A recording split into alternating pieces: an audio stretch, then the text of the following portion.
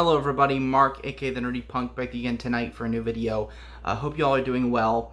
As I indicated in my most recent video, tonight I'm going to be starting a new series on the channel in which I work my way through some of my old Criterion Collection releases that I've bought in, the past year or so that I still haven't watched. Mainly that's going to be the focus, but I'm also, eventually my goal is to work my way through every single one of these titles and do a video like this, where I just do a standalone review of not only the movie, but the Criterion Collection release in specific. So, I expect this video to be a little bit longer than most of my videos, because I really want to go in depth with my thoughts on the film and my thoughts on the release as a whole. So, tonight we are starting out with The Ice Storm by Ang Lee, which is found at spine number 426 on the Criterion Collection.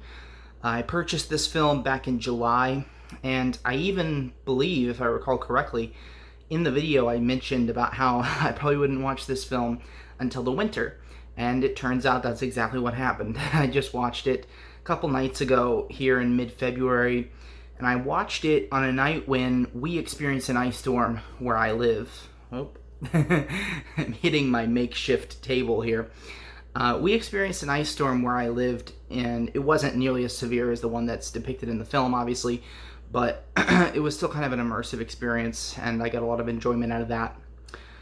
This is a film that I was interested in seeing based on the synopsis and what I had heard about it from some, fellow YouTubers. And, of course, Ang Lee has a phenomenal reputation as being a fantastic filmmaker. Born in Taiwan, if I recall correctly, immigrated to the United States, and this is one of his first English-language features that is in English and not almost entirely in Mandarin.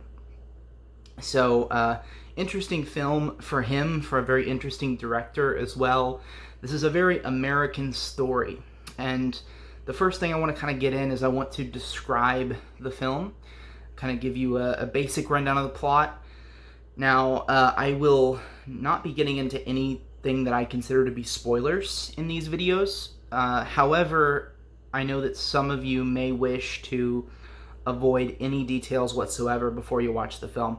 So I'm going to cover the kind of broad plot details, but not getting into anything super specific, and certainly not telling you what happens in the film, but I will be discussing the themes and kind of some broad details, like I said, about what goes on. So if you want to avoid everything and experience this film first, and then watch the video, that's what I recommend. I recommend that you pause the video now, you go watch this movie, and then you come back to the video for my thoughts. So that's your warning, your disclaimer.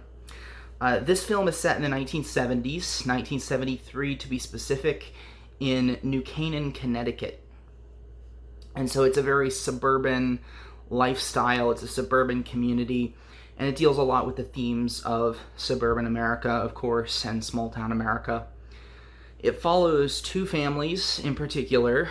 There are other families involved in the story, but the key plot follows these two families and deals a lot with family dysfunction.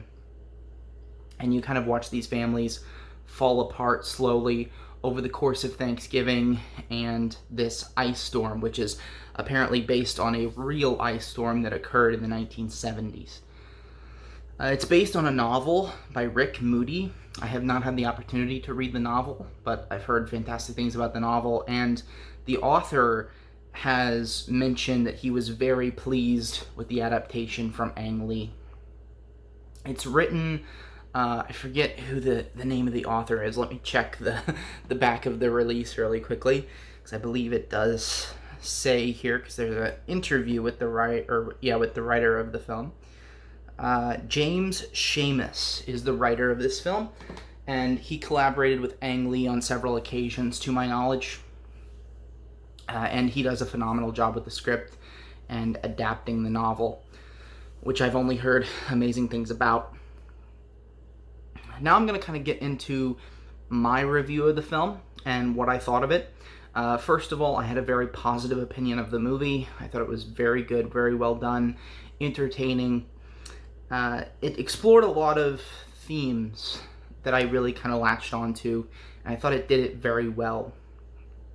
So the setting is very important, right? It's 1973. It's in the background of the film. You see Richard Nixon on television quite a bit, and Richard Nixon almost becomes a minor character in the film.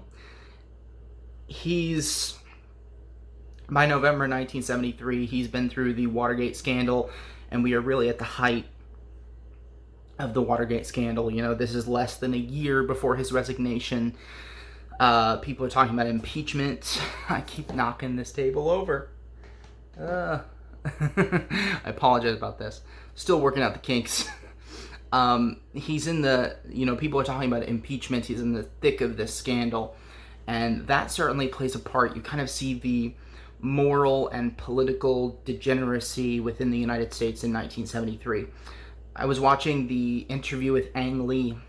I believe it's provided on the Criterion release itself, in which he described this period as the hangover of the 1960s, which I thought was a great way of describing it, because that's exactly what it is. It's the aftermath of the 60s and all of the cultural upheaval that was going on in the 60s in America and in other countries around the world. And it's kind of this further exploration of that, but at the same time, it's kind of an overcorrection from that as well. Deals a lot with family dysfunction and familial problems when it comes to, maintaining relationships, and kind of how you can get stuck in ruts occasionally in relationships, especially when it comes to romantic relationships, and kind of how families and relationships fall apart over time. It deals a lot with sexuality and kind of the sexual awakening of young people is certainly a theme in the film. You have the children of the two families that are experimenting with their sexuality and, exploring their urges, their desires. And for a film that deals a lot with sex, it depicts it in a very, I think, tasteful way. It certainly, I don't even think there's any nudity in the film at all. There's certainly some sexual scenes, but I don't think there's ever graphic nudity involved. It felt like a very, like I said, tasteful depiction of sexuality for a film that deals a lot with sex. But the way that this film explores sexuality and approaches it, it's not like an American Pie film or anything. It deals with it very seriously, showing the positive things that can come from that and situations involving that, but at the same time also dealing with the negative ramifications of our sexual decisions in life and how we go about fulfilling those specific urges. Dealing a lot with themes of, adultery and that kind of stuff.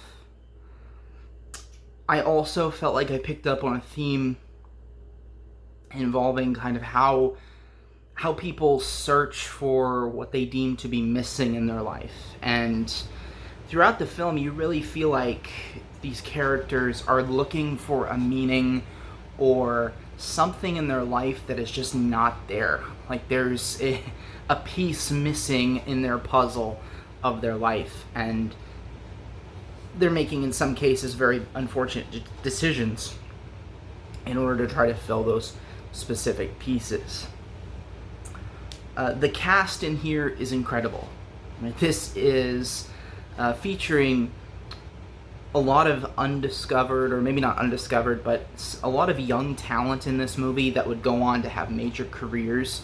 This movie comes out in 1997, and you got a lot of stars, big-time stars of the 2000s that are in this film, kind of before they break it big. So you've got Tobey Maguire, obviously. You've got a very young Elijah Wood, who plays a very intriguing character in the film, kind of a character that feels like they're on the outskirts of life and society, and I really enjoyed the way that the film approaches this.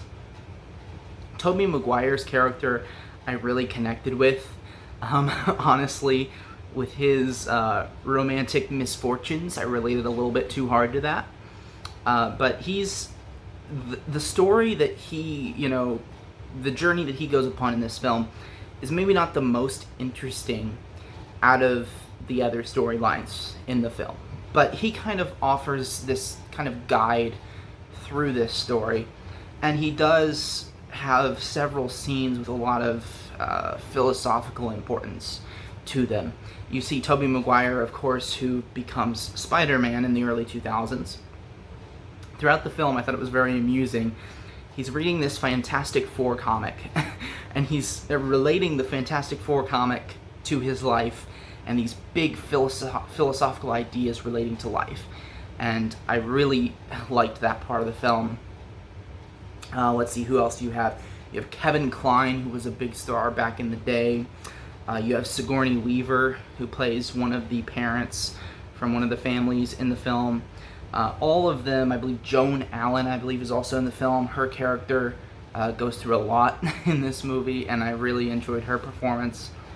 And then Katie Holmes, I believe, also in the film. So there's a lot of big-name people kind of before they became big, and then some more established stars. Christina Ricci was the other one that I wanted to mention. She was fantastic as well. So the cast is incredible. The direction I thought was really good. I thought the cinematography was great.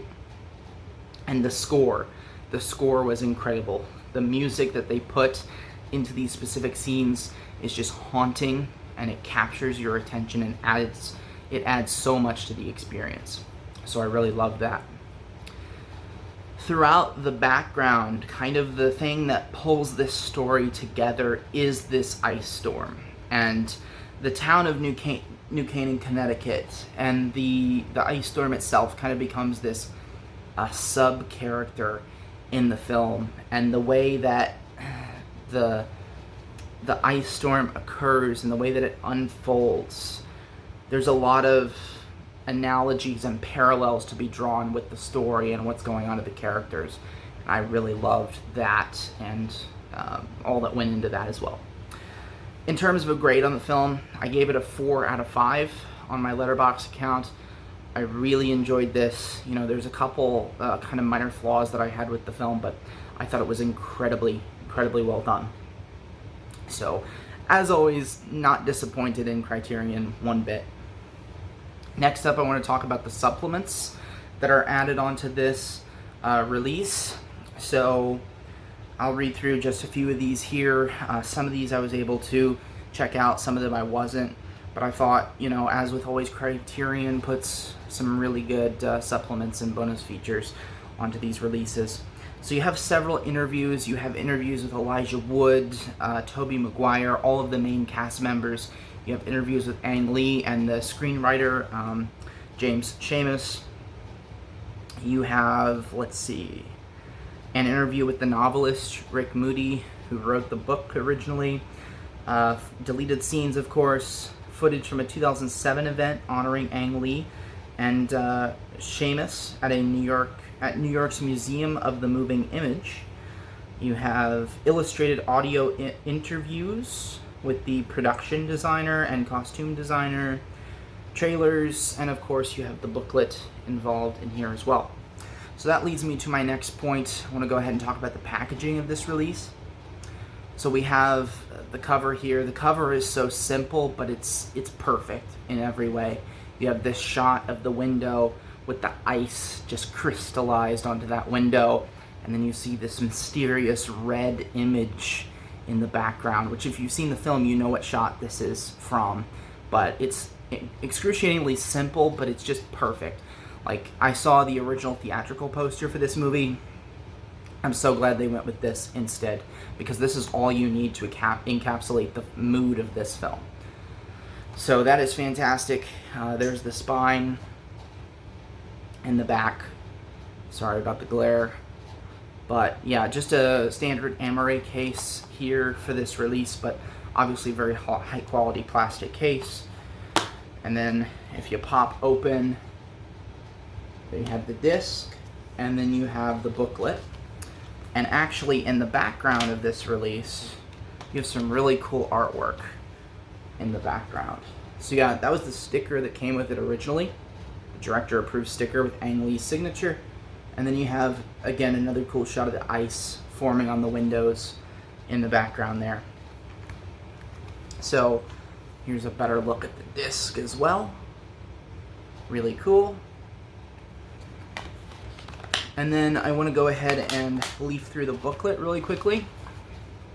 Not going to show you every single page, but just give you an idea of what it is. You got Nixon, of course, on TV in the background.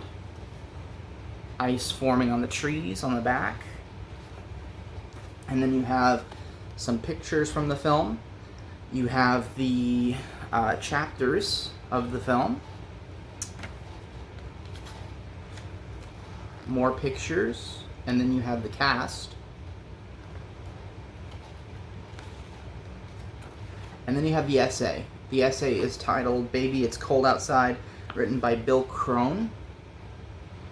And it's a really good essay that goes into some detail about the film and the time period that it came out in, as well as the time period that it explored in the 1970s.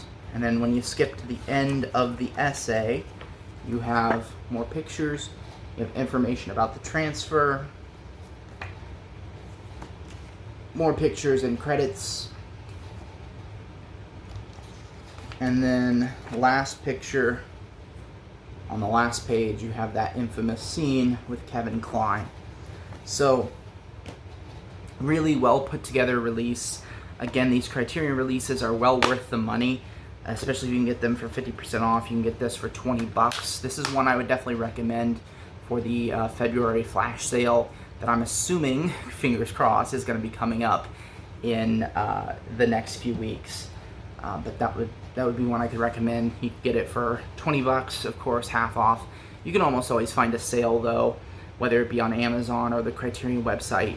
You almost never pay full price for these releases, but they are quite expensive even on sale.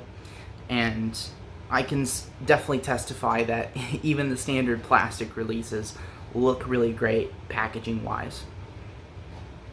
Alright, just to kind of wrap this up, so the Ice Storm, directed by Ang Lee, highly recommended, especially the Criterion Collection release of this film. I had a really good time with it, thought it was a very immersive experience in the specific setting that I watched it in. Now, if you live in a warmer climate, you may not be able to have the luxury of waiting for an ice storm to watch the ice storm, but I don't know what it is about me. I love winter weather. It can be a hassle sometimes, but I really love winter weather, and I love winter settings for movies. And so I always try to wait for a winter weather event, whether it be snow or ice, to line up so I can watch a movie based on it. But anyway, incredibly happy that this is in the Criterion Collection, and honestly, if it wasn't, I may not have discovered this film. So very happy indeed. The Ice Storm, what do you think about it? Let me know in the comments down below what you think about this film, if you happen to have this release or you saw it some other place. And look forward to more videos like this. I have tons of Criterion Collection releases to talk about and do a deep dive on: the packaging, the film itself, the supplements, everything awesome that comes along with a Criterion Collection release. I want to further explore on this channel and talk about why I love this Blu-ray label so much. So I hope you all have an amazing weekend, and see you later.